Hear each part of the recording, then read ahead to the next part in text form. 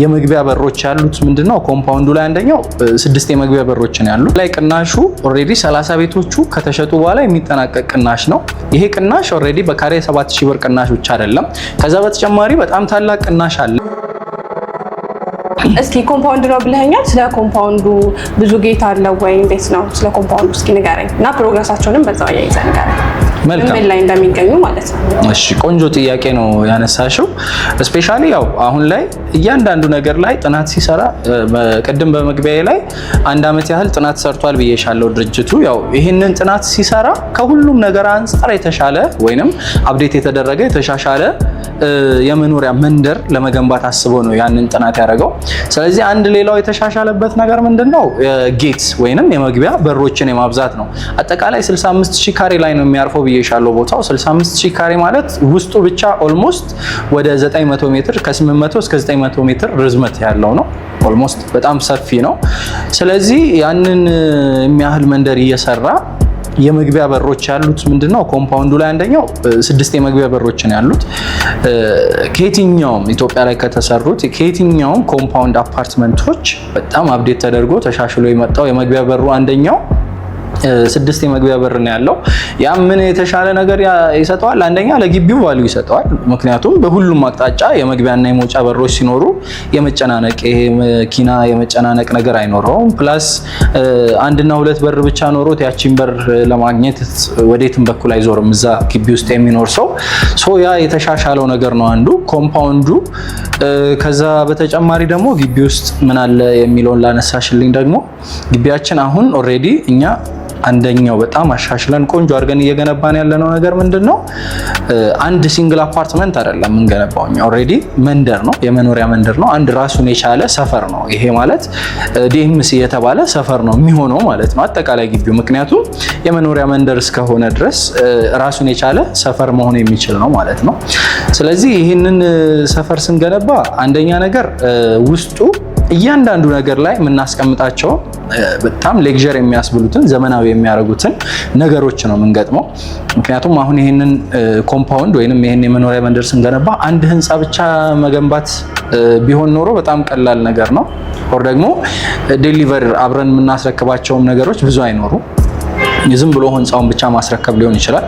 ይሄ የመኖሪያ መንደር ሲሆን ግን አንደኛ ከመኖሪያ መንደሩ ጋር አብሮ የሚረከቡ ብዙ ነገሮች አሉ። ምክንያቱም ወደ 4000 አባወራዎች ናቸው አብረው የሚኖሩት እዛ ውስጥ።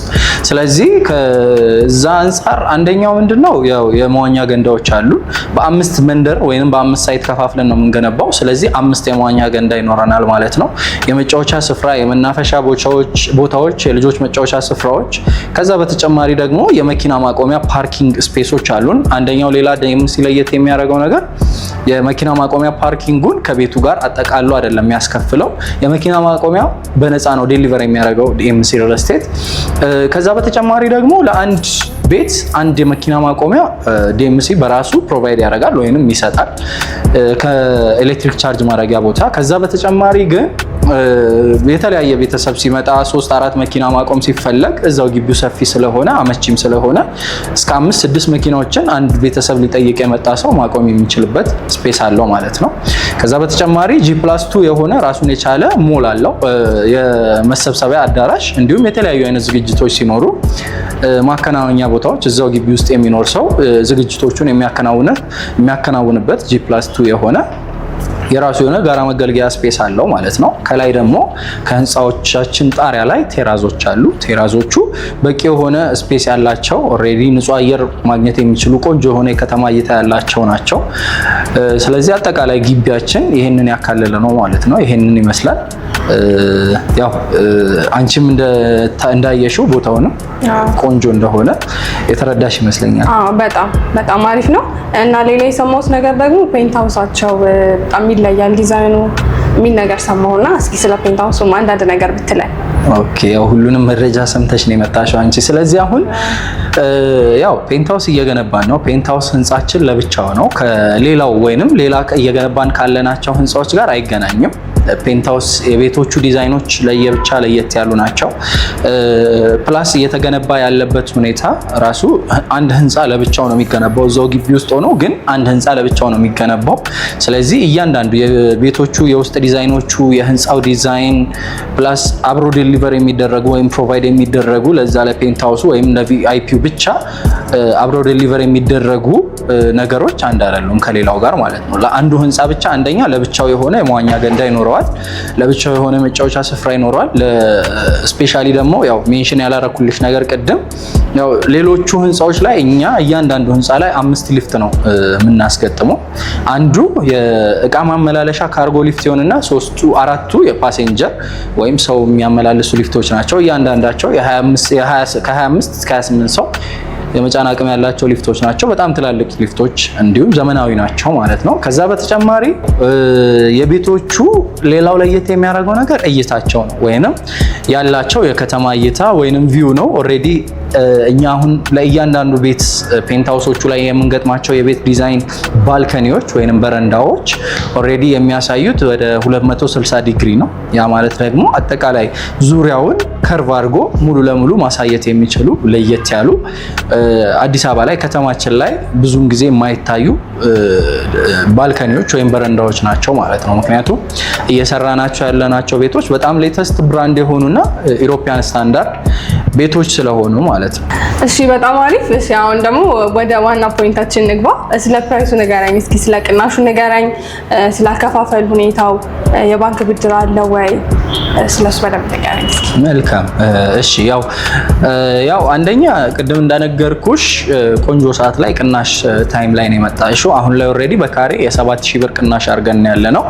የ7000 ብር ማለት በአንዱ ካሬ ዋጋ ላይ ነው። ኦልሞስት ከባለ አንድ መኝታው እንኳን ከ700 እስከ 800 ሺህ ብር ቅናሽ አለው። ባለ 2 ሲሆን ደግሞ ከ1 እስከ 2 ሚሊዮን ብር፣ ባለ 3 እና ባለ 4 ሲሆኑ ደግሞ ከ3 እስከ 5 ሚሊዮን ብር ቅናሽ አላቸው። ከረንትሊ እየተሸጠበት ካለው ዋጋ ቅናሽ የተደረገባቸው ዋጋዎች ናቸው ማለት ነው። ሌላው ደግሞ የአከፋፈል ሂደቱ ያው በጣም ምቹና ፍሌክሲብል የሚባል ነው። በተለይ ደግሞ የእፎይታ ጊዜን የሚሰጥ ነው። ቅድመ ክፍያ አሁን ላይ የትኛውም ሰው ቀድሞ ውል ለመዋዋል ወይንም ቤቱን ለመግዛት የሚጠበቅበት 10% ብቻ ነው። 10%ቱን ከከፈለ በኋላ አብዛኛውን አሁን እኛ አሻሽለን የመጣ ነው ፍሌክሲብል ያደረግነው ወይንም አመቺ ያደረግነው አንደኛው ነገር ቀጣይ ክፍያዎችን የምንጠይቀው አንደኛ በግንባታ ፕሮሰስ በግንባታ ሂደት ነው። ሁለተኛ የእፎይታ ጊዜ ያላቸው። ያ ማለት ምንድነው ልዩነቱ? አሁን እኛ ላይ ለምሳሌ እኛ ጋር ያሉ G+10 ላይ ያለው ቤት ላይ ብትገዢ ቀጣይ ክፍያ የምትጠየቂው G+18 ወይም 17 ሲደርስ ነው። ያ ደግሞ በትንሹ ከ8 እስከ 9 ወር የእፎይታ ጊዜ ላንቺ ይሰጥሻል ማለት ነው። ሌሎቹ ጋር አብዛኛውን የተለመደው ደግሞ G+10 ላይ ያለው ጋር ብትገዢ ቀጣይ ክፍያ የሚሆነው በብዛት አንቺም እንደምታውቂው 12ኛ ወይ 13ኛ ሲደርሱ ነው። በ3 እና በ4 ወር ጊዜ ውስጥ ቀጣይ ክፍያ እንድትከፊ ይደረጋል ማለት ነው። ያ ደግሞ አንቺ ካልተዘጋጀሽበት ትንሽ የማስጨነቅ ሁኔታ አለው። እኛ ደግሞ ክላይንቱን ከምናስጨንቀው እኛ ተጨንቀን እንገንባና ግንባታው ሲደርስ ክላይንቱን ወይንም ደንበኛውን እንጠይቅ የማለት ሁኔታ ነው ያለው። በዛ ሁኔታ ነው እያስከፈልን ያለ ነው። ስለዚህ አሁን ላይ 10%ቱን ከከፈልሽ በኋላ ቀጣይ ክፍያውን በትንሹ ከ8 እስከ 9 ወር ባለው ጊዜ ውስጥ ነው የምትከፊው። ከዛ በተጨማሪ ደግሞ ያው የባንክ ብድር አንቺም እንዳነሳሽው አለው። እንደው እስካሁን ሪል ስቴት ላይ ካሉት ከመንግስት ጋር ከሚሰሩት ድርጅቶች ውጪ ከፍተኛው የባንክ ብድር አማራጭ ያለበት ድርጅት ነው። እስከ 60% የባንክ ብድር ያመቻችላችኋል። ያ ማለት ከእናንተ የሚጠበቀው 40%ቱን ብቻ መክፈል ነው። ቤቱን ለመረከብ የምትከፍሉት 40%ቱን ብቻ ነው። 40%ቱን የምትከፍሉት በአንዴ ሳይሆን በ4 ዙር ነው። አሁን ላይ 10%ቱን ትከፍላላችሁ። ከ8 እስከ 9 ወር ባለው 10 እያረጋችሁ 40%ቱን ከፍላችሁ ትጨርሱና ልክ ቤታችሁን ስትረከቡ ቁልፉን ስትረከቡ ቀጥታውን የቤቱ ካርታ ወደ ባንክ ይዞርና ቀሪውን በባንክ የምትከፍሉበት ሁኔታ ነው የሚኖረው ማለት ነው። ስለዚህ የአከፋፈል ሂደታችን በአጠቃላይ ይሄንን ይመስላል።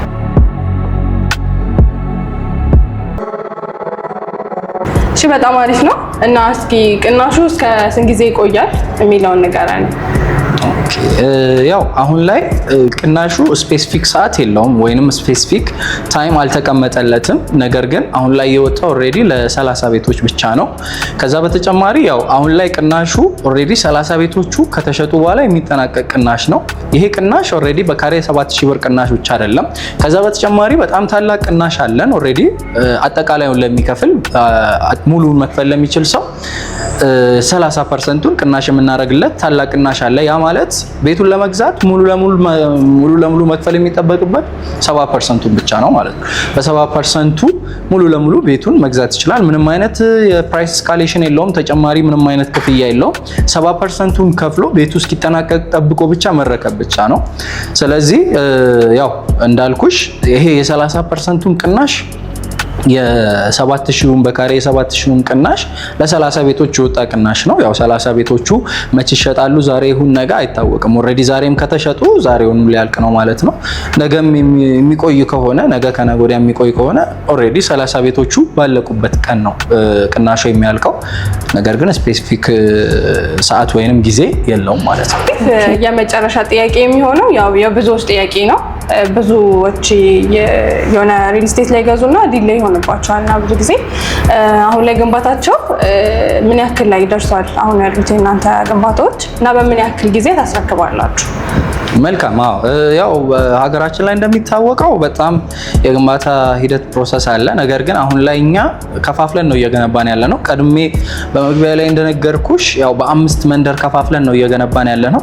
ስለዚህ 5ቱም የተለያየ አይነት የግንባታ ፕሮግረስ ወይንም የግንባታ ሂደት ነው ያላቸው ማለት ነው። ስለዚህ አሁን ላይ ኦልሬዲ በአንድ አመት ከአንድ አመት እስከ 1 አመት ተኩል የምናስረክባቸው አሉ። ኦልሬዲ ቀደም ተብሎ የተጀመሩ የስኬሌተን ስራው የፓርቲሽን ስራው አልቆላቸው ሬዲ የፊኒሺንግ ስራ ብቻ የሚቀራቸው አሉ። ከዛ በተጨማሪ ደግሞ ኦሬዲ ግንባታቸው ፕሮግረሳቸው 50% ላይ የደረሱ ከፍ ያሉ እስከ 2 አመት እስከ 2 አመት ተኩል የምናስረክባቸው አሉ። ሌላው በተጨማሪ ደግሞ የፋውንዴሽን ስራ ላይ ወይንም የመሰረት ስራ እየተሰራላቸው ያሉ አሉ።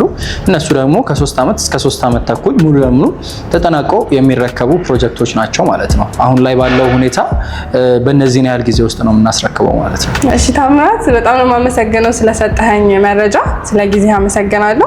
ታች ላይ ቴራዙ ላይ ያሳይሻለሁ ብለኸኝ ነበር። ሳይቱን አይደለ? ማየት እንችላለን።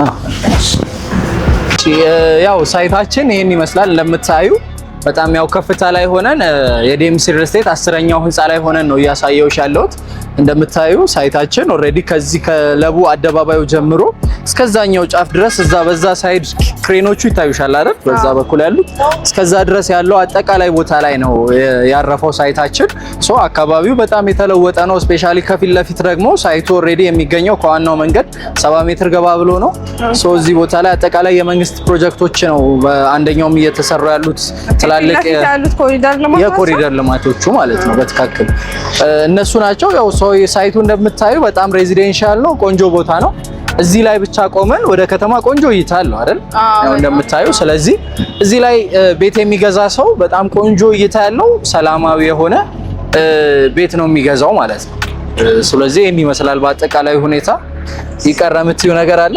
የለም። በጣም ነው የማመሰግነው። እሺ እኔም አመሰግናለሁ። የዛሬ ቆይታችን ይሄንን ይመስል ነበረ። በቆይታችን አሪፍ ነገር እንዳገኛችሁ፣ ጥሩ መረጃዎች እንደወሰዳችሁ ተስፋ አደርጋለሁ። በቀጣይ የቤቶችን ኢንቴሪየር ይዤላችሁ መጣ ይሆናል። ከቀጣይ ግን ቸር ቆዩ።